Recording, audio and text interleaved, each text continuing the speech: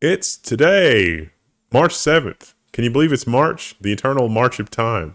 It's Tuesday. Back to March. We've got a lot of government stuff. Yes, you did the joke. That's awesome.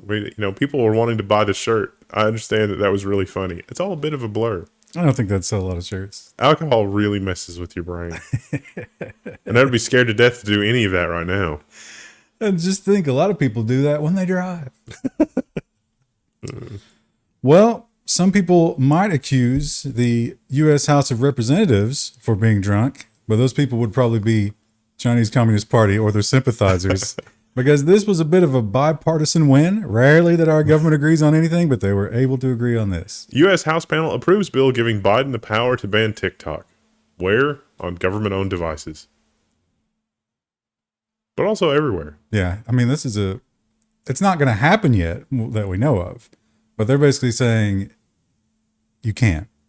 We will give you the authority to ban TikTok if you want to. Does he want to? That's the question. It seems like a weird sanction. Yeah, a weird sanction, but that's not all, because the government is really opening up on China. I think it was very telling that they allowed the origin story to come out. Yeah. I'm not going to say what origin story, but the fact that they're now flip-flopping on that, I think that's sort of a bit of a sea change. Yeah. In the international relations. And this is an obvious fallout from that. U.S. is reviewing Huawei export license policy amid rising congressional scrutiny of China. So it's not really a Huawei's export license. It's the ability of U.S. companies to sell their stuff to Huawei. It's not import Huawei. It has nothing to do with bringing in Chinese goods. It's literally, are you permitted as a U.S. company to sell stuff to Huawei? Because up till now, that was okay. Well, anything below 5G was okay. So like smaller pieces and older stuff was kind of okay, but now they're saying, you know what? Maybe nothing. Maybe you get nothing. It's the noose is slowly turning. Yeah, but whose neck is in it? Yeah, exactly. Is it the American people or the Chinese government? And we got the big CHIPS Act, and there's a lot of fallout going on from that, a lot of argument. But we are learning more and more about it now, because that's how we do things in this country. We pass these bills, then we learn about them. And we're learning some extra features that this has. Biden's semiconductor plan flexes the power of the federal government, according to the New York Times. That seems like a very positive headline. In return for vast subsidies, the Biden administration is asking the chip industry to make promises about workers and finances. Now, some of these sound pretty good, I guess. I mean, if you're going to get government money, then maybe you should do some of these things because it is pro-worker. One of the things is childcare. So you take some CHIPS money, a lot of that money or a piece of that money has to go to establishing childcare for your workers. That's kind of like, I can't imagine that's a fun place to be for the kids. Yeah. The other one, the one I definitely agree with, and it's like, well, why don't we just do away with this altogether? Stock buybacks. Yes. You cannot use your chip money to buy back your stocks. That makes perfect sense. Yeah. Now, here's the one that I kind of am a little bit worried about. So if you take chip money, some of your profit over a certain amount will go to the government. If you make a lot of money, you didn't really need this money. We want it back. So, but let's think about the life cycle of that. Take the money from the people, give the money to Intel. Intel does well. Money goes not back to the people, goes to Ukraine. I'm not a fan of that. What is it? Is it possible at all that the money could go back to the government so they could take less from the people? Is that a thing that can happen? In one of the multiverses. Just the one. Of an infinite multiverse. And it's not this one. So yeah, there's some barbs, some hooks in the CHIPS money, but they will still benefit greatly from it, I believe. I wonder what this news program looks like in that multiverse. Just the one. We've already been kidding. We should do that with AI. And cybersecurity, every week we do the security section, which we will do later. And it's not good. It's just hack after hack after hack. Phishing is still a huge issue. No one does it right. So the government wants to be involved in that as well. Biden administration releases a national cybersecurity strategy. We really, there's a lot of interesting stuff in here, but mostly the summary of it is don't be hacked. which is not terribly useful. And don't pay. Yeah. And also, it's going to take a really long time and a lot of that tax money to get this going. So don't expect any results right now. I know I say this a lot, but if you accidentally pay Iran, the State Department will call you. They might do a little more than that these days. Yeah. It might be worse. There's threat of something much worse. I promise. Now, how long have we heard the antitrust drums beating against Google? Quite a while now. It's been since the federal government wanted something out of Google. Yeah, but I'd say seriously at least 5 years, right? At least. I think you remember when we had the revelation that Google didn't encrypt the fiber optic lines between their data centers, and they may have been tapped by the NSA and others, and then Google said, "Oh, we're going to encrypt that." Almost simultaneously with that is when the antitrust drum started really beating.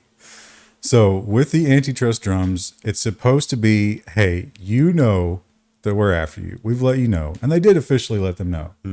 After this point, you need to start saving everything because we might want to look at it.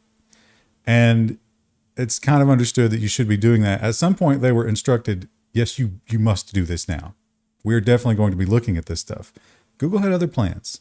Google, the DOJ alleges Google destroyed chat messages that it was required to save during antitrust investigation. But the interesting thing here is that these were also related to Apple chats as well.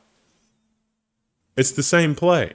And it wasn't like, oh, that server was old and we recycled it. We forgot to make the backup. No, this was a 24-hour cleanse for all internal messaging. Which sucks if you're telling your manager, like, no, we talked about that. You told me not to do that. And it's like, well, I don't remember that. I hate it when that happens. Prove it. You can't because of antitrust. And here's a follow-up that gives zero answers. Yeah. The only thing they're saying is, we're confident that it's not this. Why are you confident? No comment. Havana syndrome, not caused by a foreign adversary, U.S. intelligence says. This is disturbing because it's almost like, okay, did we accidentally do this to ourselves? And if so, how? They did kind of give a little bit of a hint, which is it really, shows the twisted web of international espionage.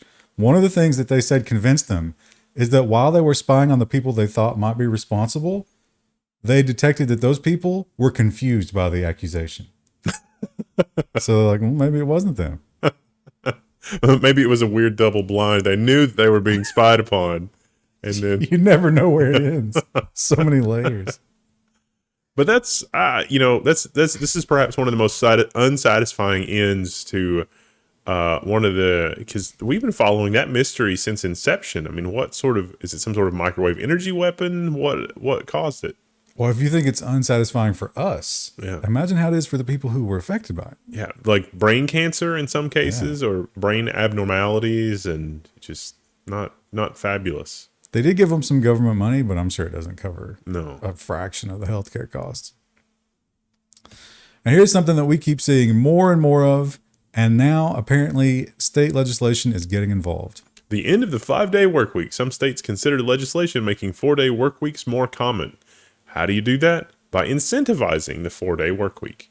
More subsidies. Now, about half of the encouragement here for the 4-day work week is centered around paying people the same, but just having them come into the office or report for work, 32 hours a week as opposed to 40, and making 32 hours a week full time. And it's a little bit of a double-edged sword too, because, right now, in order for benefits to kick in and that sort of thing, you have to work more than, I think it's 38 hours a week. Like you can have, you're not considered full time unless you're working more than 38 hours a week under a lot of laws. This would also move the bar in at least some of the states from 38 to 32 hours a week. So if the incentive for the employer to make you not work 32 hours a week is like, you're going to work 30 hours a week now, so that I don't have to give you benefits and all the other stuff. It may have a knock-on effect. I don't know. It's interesting. They did have some language in there. And it's like, yeah, we realize not everybody can do this. McDonald's can't do this, but maybe some people can. They said you can eliminate a lot of useless meetings and such. That's probably true. Yeah. This meeting could have been an email. This email could have been an email. Will companies start doing that? I think they're just so addicted to it. I don't know, maybe. Well, if there is one government that is decidedly pro-China, among the Western governments at least, it's Mr. Trudeau's Canadian government.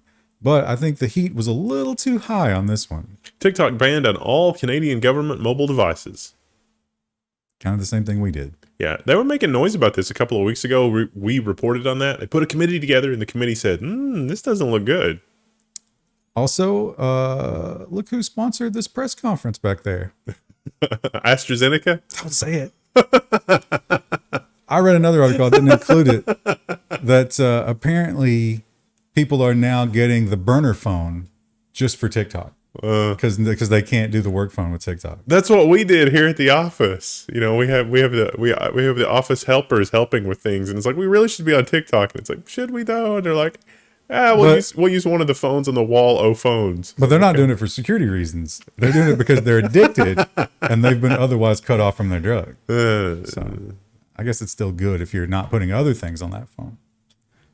Maybe that could rejuvenate the mobile phone sales. Each app requires a different phone. Man, if only phones could properly compartmentalize applications from a security standpoint. If that was a thing that we could do. Oh no. Well, you know who would hate that? Apple. And Apple also is not happy with the EU. However, this is just a tiny little glimmer of hope for them. EU narrows antitrust case against Apple over rules for music services like Spotify. So this is a complaint that Spotify filed in 2019. They said, we literally cannot build an app that has as many features and functions as Apple Music because we are locked out of being able to do things like display stuff the same way on an Apple device. Because the music player functionality is very integrated. You know, you can just swipe up from the bottom and you get music controls. And some of that is accessible through the API, but a lot of it isn't. And so Spotify complained about that in 2019. And the European Union initially had a very wide scope, and they basically said we want to do away with the App Store. I mean, that's where the European Union was going, and so this has narrowed it somewhat to just be music apps and functionality built into the OS for controlling the application. Might not be the worst thing to take bite-sized approaches to this kind of thing. Because Apple was ready to fight the whole App Store. It's like you should be able to run arbitrary stuff on your phone. Well, okay, but Apple's going to fight that a lot harder than give Spotify the same controls. And would Apple ever just say, fine, we don't need to be in Europe? Probably not. But it is a strong negotiating tactic to be willing to walk away from the table. Signal, the messaging application, would walk, quote unquote, from the UK if the online safety bill undermined encryption. This is something we've been reporting on for the last several weeks, and you should really be on top of it because there's a lot of misreporting in the UK. But the online safety bill really is a special level of terrible. Anti-encryption. It is very bad. It's very bad because it will eventually lead to things like your phone is just listening all the time and scanning everything you do, scanning every picture you take, scanning everything that you upload. And then it's like, I see that you've taken some pictures of your younger cousins playing outside on the slip and slide. Care to explain that? And it's like, remember the story where the pediatrician, it was during the thing where you couldn't leave your house? And the pediatrician was like, just send me some shots of the rash and I'll take a look and I should be able to diagnose it. And the guy did it. He was arrested. CSAM. And so they were scanning the devices. Although the thing that you just said there, it's like of all the things it'll be doing, it's already doing all those things. It'll be legal. That's the big difference. Meanwhile, that's happening in the UK. Meanwhile, Germany is like, we've had some experience with this. Yeah, kudos to Germany for putting their foot down on this one. There is no prosecution at any cost. Germany opposes EU plans for client-side scanning. It would create an unprecedented surveillance monster that violates fundamental rights. And Germany has some experience with the violation of fundamental rights. They were big in that hole. When this all started in 2001, Germany was the first one to step up and be like, yes, just move your data through us and we'll spy on it. So maybe some changes have made in that government. Remember that whole thing about halfway through the 20th century where they also said, we're going to computerize everything and we're going to use IBM to create this amazing record keeping system of everything. And that'll make life easy and, search for people that it was bad, dark times. And now we have AI that's mining all that data. Yeah, in real time. Yeah. And you don't even have to have a supercomputer to run that. You just have it run on everybody's phone individually, so it scales linearly as opposed to having to have some sort of crazy data center do all that processing. So convenient. And you can use their battery power to do it. You don't even have to have anything. You don't have to spend anything. It's great. Fantastic. And here we have, as usual, the copyright holders are just ruthless and they don't understand the difference between, like showing someone a resource and actually giving them a resource. BitTorrent's Seedbox provider handed criminal conviction over users' privacy or piracy. This headline is a little bit alarmist. It is accurate, but the person that was hosting the Seedbox provider, this is a plea deal, so they didn't challenge this. But the plea deal was very good for them if they agreed to say that yes, this had something to do with users' piracy. So this is going to be the crown jewel in rights holders stuff to say, hey, you can't have a hosting service that doesn't actively monitor what users are doing in terms of piracy, which again is related to the whole end-to-end encryption. If everything is encrypted end-to-end, the hosting provider wouldn't have any way of knowing what's going on. And so here we have rights holders saying, no, the provider must know what's going on so we can turn it off. And they have to police it. Yeah. It's not enough just to monitor it. They have to actively try and stop these things. They were selling a surface that was kind of like, torrent in a box.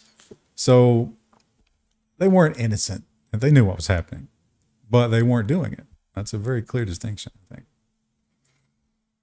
And was it Colombia? They did the first judicial chat or OpenAI decision. Remember that? Oh, like, yeah. He was like, hey, ChatGPT, tell me stuff about this case, and just took what it said. Didn't check anything in. That's terrifying, right? Well, let's take it up a notch. AI advisor hired, quote unquote, by the Romanian government to read people's minds. My role is to represent you like a mirror. See, I said the AI called Ion was said at the launch event. This definitely wouldn't be used by dystopian governments to be like, I'm the will of the people. And it's like, somebody's been in your brain messing with stuff. Don't worry about it. They have a literal mirror, like a little fun thing that they set up that this thing runs on. It doesn't really run on it, but there's a representation of it so they can roll it out on stage. And the idea is you're supposed to go talk to it and tell you what you don't like. And it's going to be your mouthpiece. The representative government of AI. That's something terrifying. Couldn't be much less effective than ours, though. And we hear a lot about China and, their failures and how things are going kind of bad there. They made some bad moves during the last few years. But according to this, maybe not as bad as we're being told. The Reuters headline is China leads the U.S. in global competition for key emerging technology. According to the studies, like 37 of 42 different things, something like that. We had the big ones, though. Oh, no. What's happened here?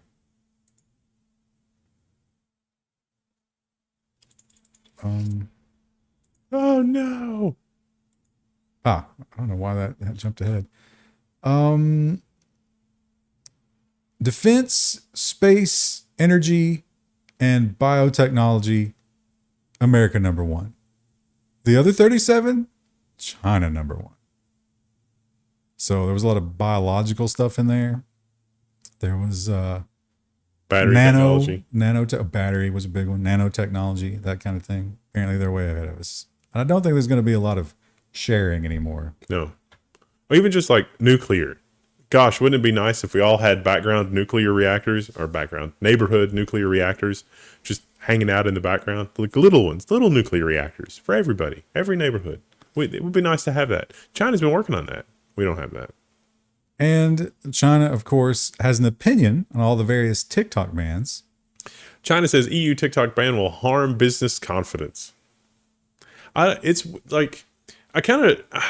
AP missed the boat here. I think it was much more interesting because if you look at what China is doing with TikTok bans in the European Union and what they're doing with the US, it almost looks like that China's written off its relationship with the US and they're just like, we're not gonna solve that.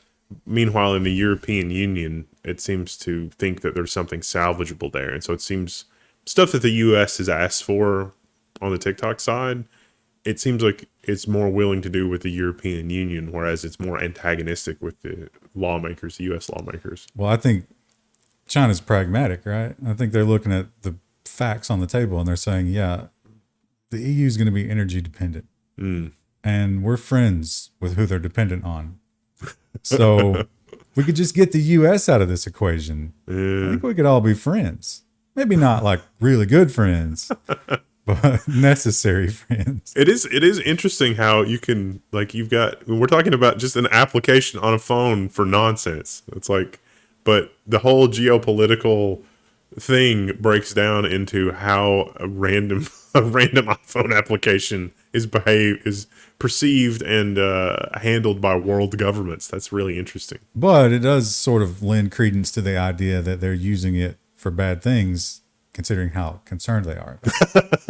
Right? Why should they care? Yeah. Well, and also not just the reaction from China is not, come on, you guys, this is like, people take pictures of their cats and upload this. Like, why do you think that there's something crazy going on here? This is, and they don't say that. At least I don't think they ever said that. It's like, no, it's not. Yeah, but I think, the unspoken part is, look what they did with Twitter. Look how useful that was. If you can control Twitter, you can control the narrative. That's getting kind of spicy. I didn't include the Twitter files. Just go look. Just read it for yourself. You should go search for those before Google stops Googling that. Yeah. I mean, we're going to get demonetized the moment that comes up, but that last release was pretty eye-opening. Now, in the Asian countries, they have these big standardized tests, and the whole country takes them all at once, and it's this huge thing. And it's very, very important that you score well on that test. It decides a lot of things about your life if you're going into that field of work. And they take it very seriously in terms of keeping it secure. Rajasthan, internet shut down in 8 cities to prevent a paper leak and a government teacher's recruitment exam. So this actually ended up not being real. This was just kind of mass hysteria. But this exam, it was thought that the answers for the exam were leaking online. So they turned the internet off in 8 cities because it was that important, which is astonishing. Just astonishing. And arrested the people who thought they had it. I don't know if they were trying to distribute it. I think they were trying to solve it at the time. And they caught them in the act. Mad. Gotta wonder how they caught those people. Apparently that's been a problem before. Yeah, it turns out in India, they are now, it used to be some of the smaller countries. What was it, like Estonia did it a bunch of times, and some of those African countries did it a lot. But now India, clearly in the lead. Government shuts down the internet more often than ever, report says. This is a Washington Post talking about India, of course. So not just India, but they were like 50% of the top. So they do it quite a bit, but everybody kind of likes this idea. Something starting to get out there you don't like? Just turn it off. Turn off the internet. There have been a couple of mobs that have shown up. Like, we've done stories there where were it's those like, Facebook, like witchcraft murders, that kind of thing. I don't know if that's going to stop that. Wouldn't that just feed into the hysteria, don't you think? It's like, oh, the witches are turning off the internet. Let's kill them. Does that become part of your collective folklore? It's like the village that killed the old lady because they thought she was doing witchcraft because of the internet. 100 years from now, are there people using the internet more responsibly because of the collective memory of that? Or does everything move so quickly that it's just a descent into madness? No, because they're all just on TikTok. They've forgotten what happened 2 minutes ago. Yeah. And TikTok is sending messages like, nah, it's okay to burn a witch every now and then. It's like, oh, is it really? It's just like one a month. Well, she weighed more than a duck. I don't know what you want. And Russia still, they're very careful about what kind of information gets out about this war. They get a little prickly about it. Reuters has the headline: Russian court finds Wikipedia over military quote unquote misinformation, $27,000 which is kind of high. Remember, what was it, Yandex? I mean, Google was only finding Yandex like $200 and $300 at a time when that whole thing was happening. And I missed this one, but I do remember that one of the first things that happened during that invasion was the satellite internet stopped working. And of course, Mr. Musk had to step in and be the white knight for everybody. Over a year ago, Business Week finally has the headline: the satellite hack that everyone is finally talking about. This is something we covered a year ago. So Viasat basically stopped working in all of Eastern Europe, and not just in Ukraine, in a lot of other countries. Well, it turns out that Russians apparently had control of the entire satellite network, and this article is a great breakdown of how that was possible. It turns out Viasat was not just negligent. I think that they were criminally negligent because there were no link encryption things. The terminals, the end terminals, were really, really trusted. It was possible to flash data onto the terminals without any kind of signing or cryptography or anything, to just say, it's like, hey, copy this binary into stuff. Okay, sounds good. And it was also possible for adversaries that got control of one satellite terminal to then connect to the satellites and then use that satellite to infect any other things that satellite touched. So they actually put effort into trying to make sure that only Ukrainian endpoints were affected, even though it could have taken out Viasat worldwide. That's the level of control and insight into the network they had. Very disturbing stuff. You gotta wonder if Viasat themselves could have pulled that off. Yeah, probably not. But also, our intelligence service probably knew that they were infiltrated to that level. I think there's a level of irresponsibility there on our side as well, because if our intelligence service knew that and they didn't go to Viasat and say, hey, you are a company that has gotten large enough that you're targeted by foreign adversaries, and we can have our specialists help you make this not awful. They don't have to do it for them. They don't have to, be government in business or whatever, but there should totally be somebody that's like, let's fix some basics here. We want to set a password on the router. We want to sign the firmware. But what if they didn't do that because they were enjoying monitoring Viasat? Yeah. See, that's the darkness there, because that's exactly probably what was happening. And so it's just, this is why we can't have nice things. It's probably how we knew about it immediately. So, wait a minute, Viasat's not reporting back today. What's happening here? And when it comes to tracking and security, it's out there. It's basically built into every device that we purchase these days, but you might not get to use it when you need it most. VW wouldn't help locate car with abducted child because GPS subscription expired. This is the Ars Technica headline, and I'm sure that Volkswagen is going to have a memo they send around that says, they responded. If the press come calling, don't do this again.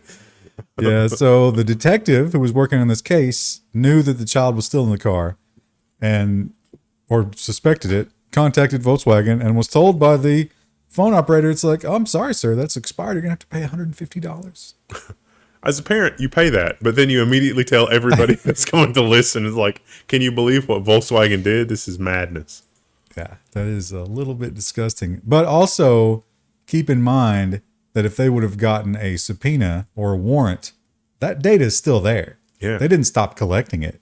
They just won't show it to you unless you give them $150 a month.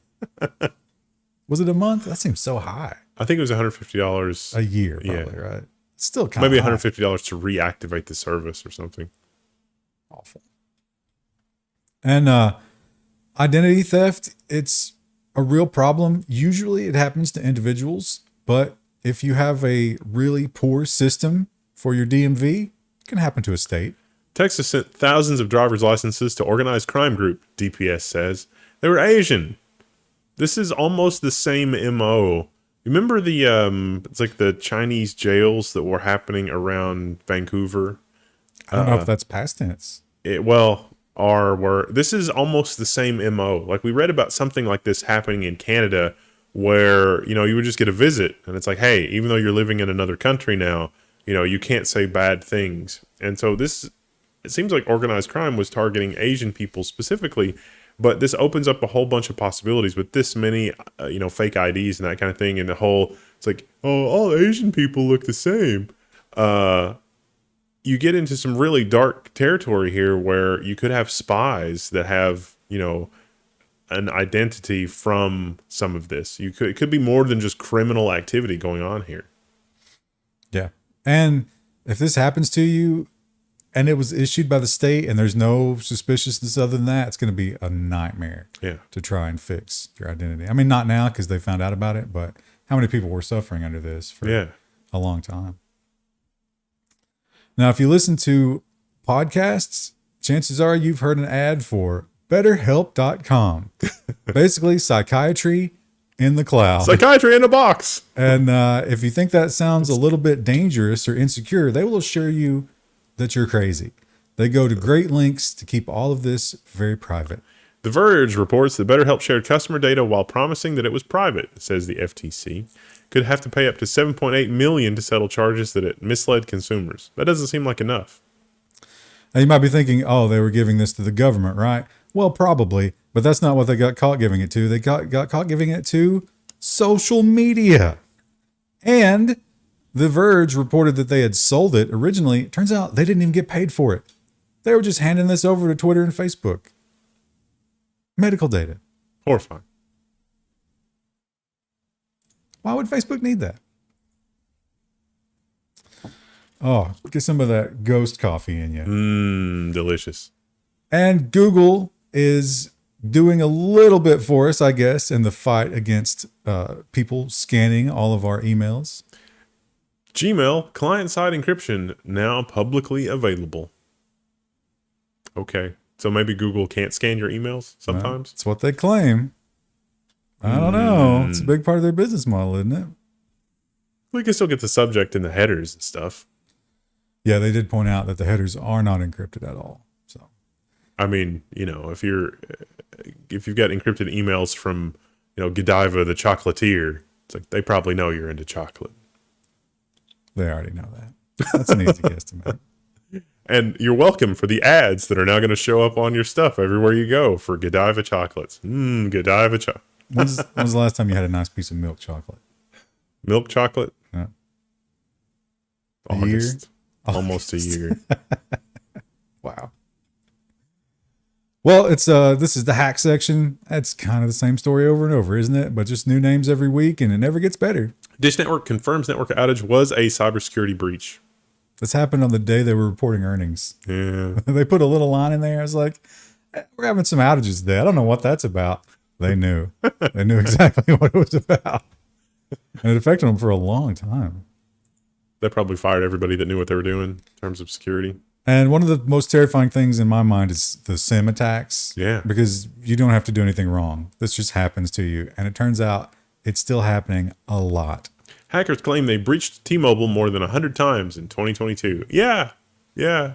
They got a nice calendar on That's this. Brian Krebs. Yeah. That's a lot of red. Yeah. T-Mobile was so thoroughly compromised that this makes sense. It's probably only going to get worse from here. It's easy to steal that crypto. And when law enforcement gets hacked, it's just terrifying because, again, these are people who have a lot of information about you, possibly. And these guys have a lot of information about victims of crime. Yeah. Who have been maybe relocated and people are looking to kill them.